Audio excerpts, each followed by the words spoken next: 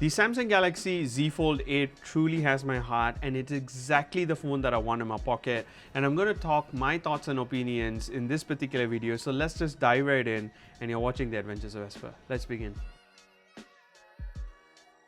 Now, let's just do a quick comparison between the Z Fold 8 and the Z Fold 8 Ultra. Now, the Z Fold 8 Ultra basically is the same phone as last year's Z Fold 7. It's just that now it has an Ultra name and pretty much the same dimension as last year. Whereas the Z Fold 8 is basically a brand new smartphone that's added to the lineup, but unfortunately it shares the same name as the Z Fold 8.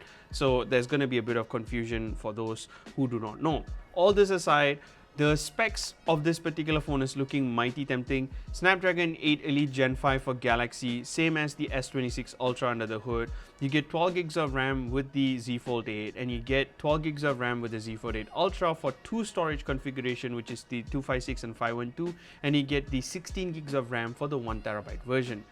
The battery is an improvement on the Z Fold 8 Ultra. Now you get a 5000 mAh battery, something people have been asking for all this while, and the Z Fold 8 has a 4800 mAh battery. Now, all of these aside, now let me talk about this new form factor. My oh my, I am in love with this new form factor, because this should have been the Z Fold all these while. Because the thing is that I have loved the Flip so much. Now the Flip has matured so much. Now you get a fantastic display on that in the cover display and when you open it up. However, the display on the Z Fold up until last year felt like I wasn't a fan of it because it felt so narrower. So I have this S26 Plus right in front of me. You can see like this display has a right proportion, whereas the Z Fold 7, the Z Fold 6 had an odd aspect ratio, which I wasn't a fan of it. Every single time I had to open the display up to utilize the phone better, and for my big fat thumb, it was an annoyance because I couldn't type on it properly. Now I can forget all about that because the Z Fold 8 gets a 16:10 aspect ratio on the front. It does look a little bit like a 4:3 aspect ratio, but after checking, I realized it's more 16:10 than a 4:3 aspect ratio. But oh my god, being able to type like a normal person and it feels like I'm typing on a normal phone. That's how beautifully done the front display is. In fact, this 5.5-inch display on the front is now amazing to consume content on without unfolding it. So you only need to unfold when it's necessary, unlike the Z Fold 8 Ultra, where every single time the display feels so congested, you just feel like you want to unfold and use it, right? Now, when you unfold the Z Fold 8, you get a 7.6-inch display in this 4:3 aspect ratio.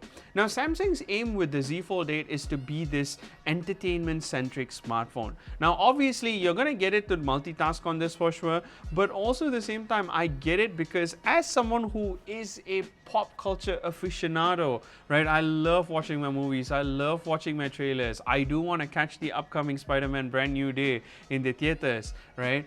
This particular phone is exactly meant for a user like myself because while closed, I could watch a content without having this odd aspect ratio like the Z Fold 8 Ultra, and I could enjoy the content on the cover display, and when I unfold it, I can still enjoy the content beautifully. In fact, during the preview session, I had to load up the Obsession trailer and I had to watch the clip because that video is a 4:3 aspect ratio video and it fits so well on the screen. I really love it. Now, if you do use a split screen on the bigger display, which is the 7.6-inch display, you're going to get a perfect aspect ratio in that 7.6 as well, because you're going to get two 4:3 smaller displays side by side, and multitasking on this is going to be so much more fun as opposed to the Z Fold 8 Ultra. So this time around, Samsung has finally fixed the inside display. The bigger display gets a better reinforcement, all thanks to the new Flex Titanium technology.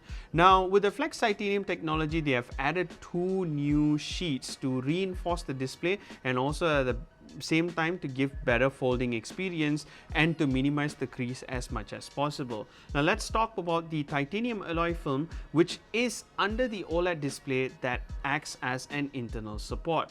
Now this particular titanium alloy sheet actually has micro pattern holes, and this also removes the air gaps and improves the bonding, which means you get better flexibility and stronger durability.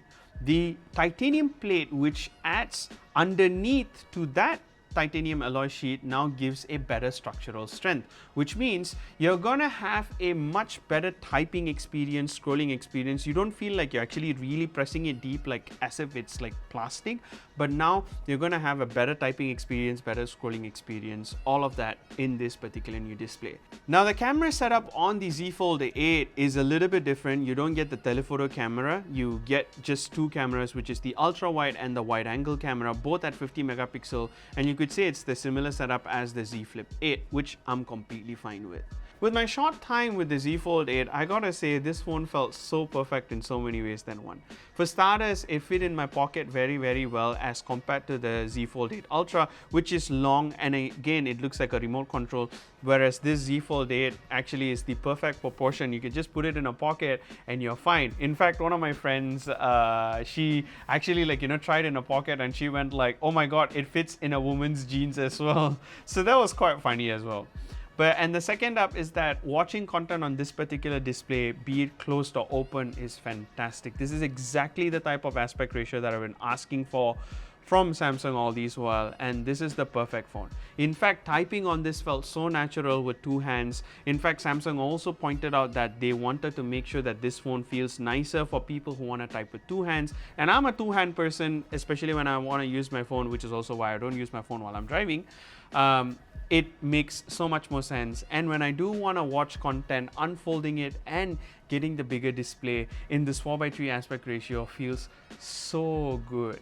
Now for the performance part of it, this one we got to keep it for the review, guys, because during a short amount of time we couldn't test all of it, right? So what do you want to know about this particular phone? Let me know down in the comment section below, but I gotta tell you that this is exactly the foldable that I want in my pocket, and I know for a fact I won't be disappointed.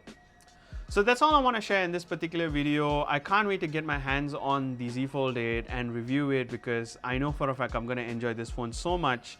And let me know any questions that you have about this particular phone down in the comment section below, because there are so many things that we still do want to talk about, and I believe this phone is a fantastic phone for a lot of users out there, and I really believe in that. Well, thank you so much for watching this video. I'll see you guys in another video. Until then, this is Prithviraj signing off. See you. Bye-bye.